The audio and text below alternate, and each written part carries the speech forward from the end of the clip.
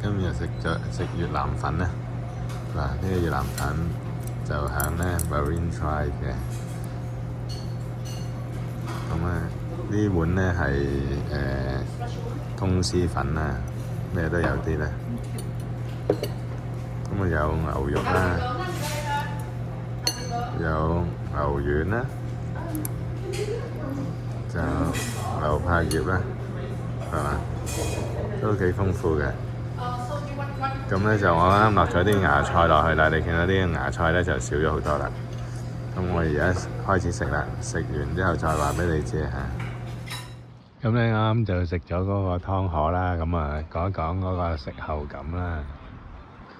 咁就係其實啲河粉咧都好食嘅嚇，即係唔會話黐埋一嚿啊一柱啊唔夠熟咁樣嘅。咁份量都足夠食飽嘅，係。咁同埋頭先講漏咗，仲有一個叫做生牛肉咧，咁啊半生啦，你當浸得兩浸就應該熟晒啦。咁佢加埋仲有呢個牛筋嘅，因為呢個頭先嗰個咧係叫做係招牌河粉啦，咁啊咩都有啲咁樣啦咁係幾好食嘅。咁啊湯都你都預咗可能有少少味精湯嘅成分啦，咁樣，但係都冇話食到好口渴啊咁樣嘅。咁以佢嘅價錢咧15-16蚊咁嘅價位咧，咁又食得飽，咁又唔係太差咧，又唔係話太油咧，都係算食得過㗎啦。